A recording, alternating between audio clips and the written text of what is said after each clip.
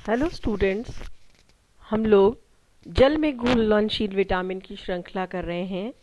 इसी श्रृंखला की छठी कड़ी के रूप में हम लोग विटामिन B9 या फॉलिक एसिड के विषय में अध्ययन करेंगे।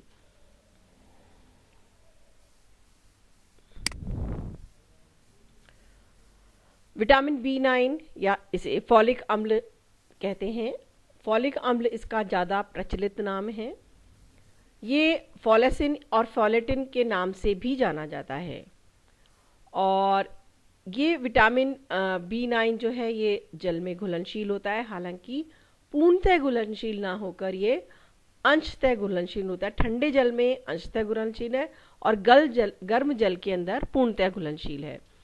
ये सूर्य की पराबैंगनी किरणों के संपर्क में आने से नष्ट हो जाता है और इसीलिए इसको डार्क कलर की, ब्राउन कलर की बॉटल्स वगैरह में अगर फॉलिक एसिड का कोई दवा वगैरह होती है उसको पैक किया जाता है। और ये ताप के प्रति स्थिर है, मतलब हम लोग अगर कुकिंग करेंगे किसी भी आहार के अंदर अगर फॉलिक एसिड उपस्थित है तो वो नष्ट नहीं होगा, ताप के प्रति ये स्थिर है। ये हमारे भोजन में पूरी तरह से हमें मिल सकता है अगर हम इसका उचित स्रोत इस्तेमाल करें। एक बात और बच्चों, हमारे फॉलिक एसिड जो है ये कृत्रिम रूप है ना। ये प्राकृतिक रूप से फॉलेट के रूप में ही हमारे भोज्य पदार्थों में उपलब्ध होता है। अब इसके कार्य अगर हम देखें तो ये कोशिका के निर्माण के लिए बहुत ज़रूरी होता है।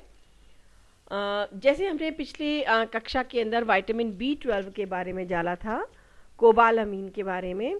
रक्त कोशिका के निर्माण के लिए आपको मैंने तब भी बताया था कि विटामिन फॉलिक एसिड और विटामिन B12 साथ साथ कार्य करते हैं। तो इन दोनों की ही आवश्यकता होती है रक्त कोशिकाओं के निर्माण के अंदर। हमारी अस्थि मज्जा के अंदर जब RBC लाल रक्त कणिकाओं का परिपक्व होने की जो प्रक्रिया होती है उसमें न्यूक्लियोप्रोटीन महत्वपूर्ण भूमिका निभाते हैं और न्यूक्लियोप्रोटीन के निर्माण के लिए फॉलिक एसिड की आवश्यकता होती है। तो बच्चों, अगर फॉलिक एसिड कम होगा आहार के अंदर तो ये RBC की परिपक्वता की प्रक्रिया पूरी नहीं हो पाएगी। RBC अगर परिपक्व नहीं होंगी तो ये हमारी रक्त धारा में सम्मिलित नहीं होंगी और इस तरह से हमारे शरीर के अंदर रक्त कणिकाओं की कमी हो जाएगी और हीमोग्लोबिन की भी कमी हो जाएगी, क्योंकि हीमोग्लोबिन कहाँ है? लाल रक्त कणिकाओं के अंदर विद्यमान होता है। फॉलेट जो अपने खाद्य पदार्थों में, फॉलिक एसिड का वो रूप जो कि खाद्य पदार्थों में मिलता है, ये इस प्रकार का कंपाउंड है कि ये हमारी शरीर की क्षतिग्रस्त कोशिकाओं की मरम्मत करने के लिए और नई कोशिकाओं के निर्माण के लिए भी इसकी आवश्यकता होती है। विटामिन B9 या फॉलिक एसिड जो है ये इसके अलावा हमारी इम्यून सिस्टम, हमारी प्रतिकारक क्षमता, रोग प्रतिरोधक क्षमता को भी दुरुस्त रखने में मदद करता है। ये न्यूक्लियोटाइड के संश्लेषण से लेकर, देखो अब इसमें दो चीजें हैं बेटा। न्यूक्लियोटाइड क्या है, पहली बात तो ये समझ लीजिए। आप लोगों ने DNA और RNA का नाम सुन रखा है। DNA deoxy ribo nucleic acid, और इसमें जो न्यूक्लिक एसिड होता है बेटा, न्यूक्लिक एसिड का जो अंश होता है ये न्यूक्लियोटाइड से मिलकर ही बनता है, या यूं कह लेना चाहिए न्यूक्लिक एसिड की जो निर्माण की जो कड़ियां होती है या इकाई जो होती है वो न्यूक्लियोटाइड्स होती हैं। तो न्यूक्लियोटाइड के संश्लेषण के लिए फॉलिक एसिड आवश्यकता है। न्यूक्लियोटाइड अगर निर्माण नहीं होंगे तो हमारा न्यूक्लिक एसिड नहीं बन पाएगा। न्यूक्लिक एसिड नहीं बन पाएगा तो हमारे DNA RNA जो कि कोशिका के बहुत महत्वपूर्ण अंग हैं वो नहीं बन पाएंगे, उनका निर्माण नहीं होगा तो कोशिका का कोई कार्य नहीं हो सकता। तो कोशिका के सारे कार्य के लिए ये बहुत ही महत्वपूर्ण हैं। इसके अलावा ये हीमोसाइटिन मैंने आपको पहले बताया था बच्चों कि जब हमारे रक्त के अंदर हीमोसाइटिन की मात्रा बढ़ जाती है तो हमें एथेरोस्क्लेरोसिस, मतलब हमारी रक्त वाहिकाओं के अंदर जमाव होना शुरू हो जाता है और हृदय आघात, उसका क्या कहते हैं, दिल का दौरा पड़ने वगैरह की संभावना बढ़ जाती है। और ये क्या करता है फॉलिक एसिड? हीमोसाइटिन के मिथाइलेशन की वजह से इसका स्तर हमारे उसके अंदर घट जाता है रक्त धारा में। तो ये हीमोसिस्टीन के लेवल को कम रखने में भी मदद करता है, जिससे हमारा हृदय, मस्तिष्क इत्यादि सब स्वस्थ रहें।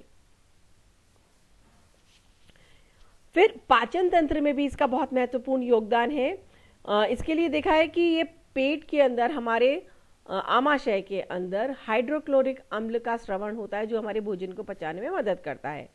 तो ये इस एसिड के उत्पादन को प्रेरित करता है, और अगर इसकी कमी हो जाती है तो हमारे शरीर, हमें कब्ज की शिकायत होगी, क्रैम्प्स आना, बांट आना, मरोड़ उठना, ऐंठन होना जिसको कहते हैं, डायरिया मतलब दस्त होना, जी मिचलाना जैसी बहुत सारी समस्याएं हो सकती हैं। मतलब कब्ज भी हो सकता है और दस्त भी हो सकते हैं। फिर इसके अलावा फॉलिक एसिड हमारे मस्तिष्क और तंत्रिका तंत्र, ब्रेन और नर्वस सिस्टम और रीढ़ की हड्डी के अंदर जो तरल पदार्थ होता है उसका एक बहुत ही महत्वपूर्ण घटक है। अब बच्चों, आपने कभी मस्तिष्क का, रीढ़ की हड्डी का चित्र देखा होगा तो देखा होगा जो हमारी खोपड़ी है उसके अंदर जो मस्तिष्क है, खोपड़ी और मस्तिष्क के बीच में एक तरल भरा रहता है, उसे हम कहते हैं सेरिब्रोस्पाइनल फ्लूइड। हमारे मेरुदंड के चारों तरफ भी ये होता है, और इसी के माध्यम से हमारे मस्तिष्क की कोशिकाओं को पोषण इत्यादि प्राप्त होता है। बहुत ही महत्वपूर्ण तरल होता है, इसकी एक निश्चित मात्रा बनी रहनी बहुत आवश्यक होती है। और इस सेरिब्रोस्पाइनल फ्लूइड जो है बेटा, उसका एक महत्वपूर्ण घटक है ये फॉलिक अम्ल। इसकी मात्रा हमारे रक्त के सीरम में इतनी नहीं होती जितनी कि इसके अंदर होती है। तो फॉलिक एसिड के लिए इतना महत्वपूर्ण है। फॉलिक एसिड कम होगा तो वहां पर भी प्रॉब्लम होगी। फिर एक बीमारी जिसे कहते हैं स्पाइनिया बाइफिडा। स्पाइनिया बाइफिडा में क्या होता है बेटा, जो गर्भावस्था के दौरान, भ्रूणावस्था के दौरान जब हमारी स्पाइनल कॉर्ड बन रही होती है, मेरुदंड बन रहा होता है और रीढ़ की हड्डियां बन रही होती है, तो ये उसका आपने चित्र में देखा होगा कि बिल्कुल नीचे जाके पूंछ की तरह जाकर ये नीचे जाके ठोस हड्डी के अंदर बंद हो जाती है। तो ये विकार होने से ये बंद होना रह जाता है और नवजात शिशु में ये पीछे की तरफ से एक खुला हुआ होल सा दिखाई देता है। तो ये एक जन्मजात विकार होता है, उससे शल्य चिकित्सा वगैरह से उसको ठीक करने की कोशिश की जाती है। तो ये स्पानिया बाइफिडा जैसे जो जन्म दोष होते हैं उनकी रोकथाम में भी ये उपयोगी पाया गया है। और इसके अलावा देखा है कि गर्भावस्था में अगर फॉलिक एसिड की मात्रा पर्याप्त मात्रा में अगर स्त्री के रक्त में होता है तो उसमें गर्भपात की संभावना भी कम होती है। अच्छा, अब ये देखिए, अभी आपको मैंने बताया कि रक्त कणिकाओं के निर्माण के लिए ये बेहद आवश्यक है। अब रक्त कणिकाओं की अगर संख्या कम होगी तो क्या होगा, रक्त कणिकाओं के अंदर जो हीमोग्लोबिन होता है उसकी मात्रा भी कम होगी। हीमोग्लोबिन का कार्य क्या है बच्चों, हमारे शरीर में ऑक्सीजन का संवाहन करना। हीमोग्लोबिन ही हमारे फुफ्फुस में से, हमारे लंग्स में से ऑक्सीजन को अपनी ओर आकर्षित करते हैं, अपने अंदर समाहित कर लेते हैं और फिर शरीर की प्रत्येक कोशिका तक पहुंचाने का कार्य ये हीमोग्लोबिन करता है। अब शरीर के अंदर रक्त कणिकाओं की कमी होगी तो निश्चित रूप से ऑक्सीजन की कमी होगी। जब ऑक्सीजन की कमी होगी तो सांस लेने में दिक्कत आएगी।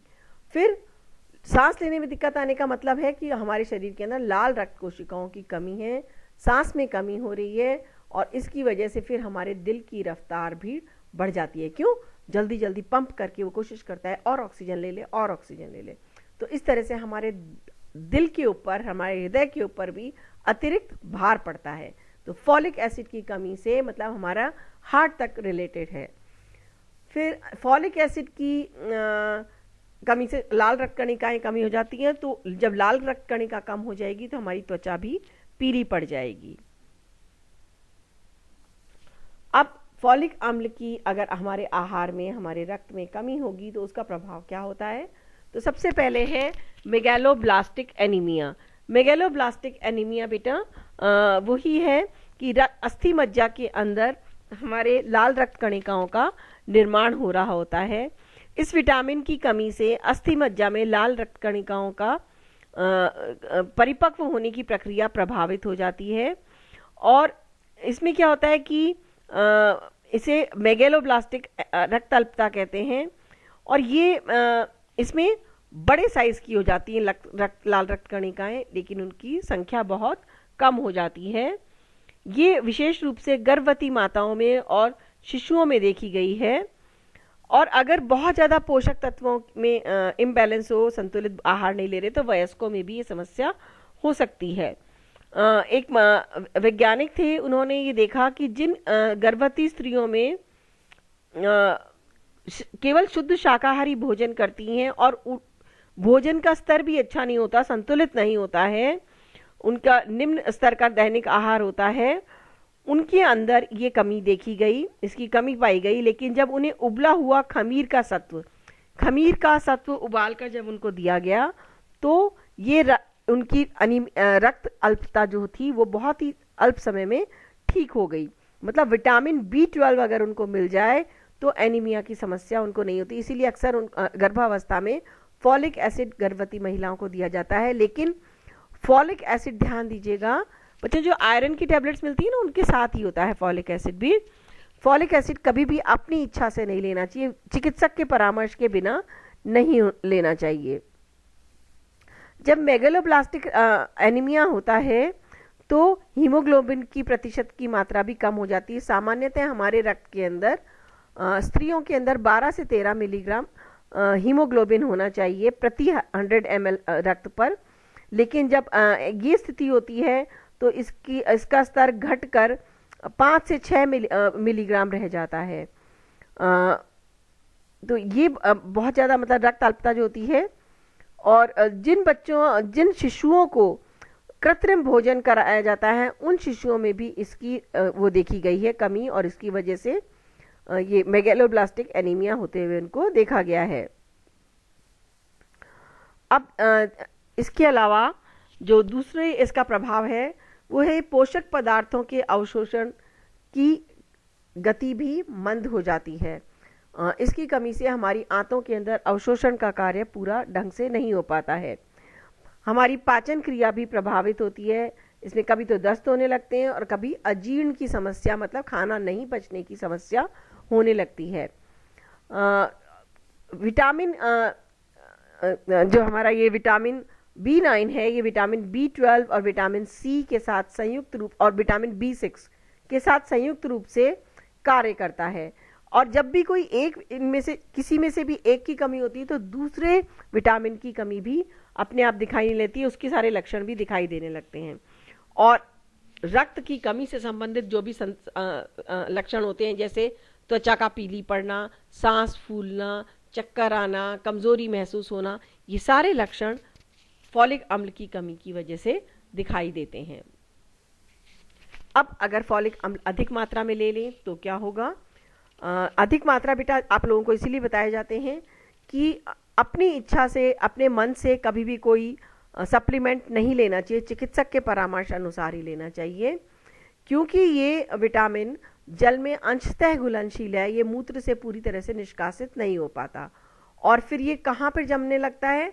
क्रिस्टल के रूप में हमारी वृक्क नलिका, मतलब हमारी किडनी की जो नलिकाएं होती हैं जो मूत्र छनन का कार्य करती है, वहां पर एक क्रिस्टल के रूप में जमा हो जाता है, जिससे पथरी बन जाती है, मार्ग अवरुद्ध हो सकता है, और इसकी वजह से वृक्क भी, हमारी किडनी भी खराब हो सकती है। अब इसके स्रोत क्या क्या कौन कौन से होते हैं? जैसा मैंने आपको पहले बताया था, ये विटामिन फॉलिक एसिड जो है विटामिन B9 का एक कृत्रिम रूप है, और ये फॉलेट के रूप में फलों और सब्जियों इत्यादि खाद्य पदार्थों में पाया जाता है। अनाज से जो खाद्य पदार्थ बनते हैं, जैसे कि ब्रेकफास्ट सीरियल वगैरह बनते हैं, रेडीमेड सीरियल आते हैं ना, कॉर्नफ्लेक्स वगैरह, उनकी प्रोसेसिंग के दौरान इसको ऐड कर दिया जाता है, जिससे ये एक सप्लीमेंट की तरह हमारे शरीर को मिल सके। और इसके अलावा ये मक्की का आटा, दलिया, सफ़ेद चावल, वाइट पास्ता, प्रोटीन बार जैसे फूड भोज्य पदार्थों में भी शामिल होता है। कई फल और सब्जियों में भी ये पाया जाता है, जिसमें सब हरी पत्तेदार सब्जियां, फलियां, एवोकेडो, जो आपका फर्स्ट मैंने जो इसकी बनाई है उसके अंदर देखिए हरे रंग का एक सब्जी सी फल सा दिखाई देता है, वो एवोकाडो है।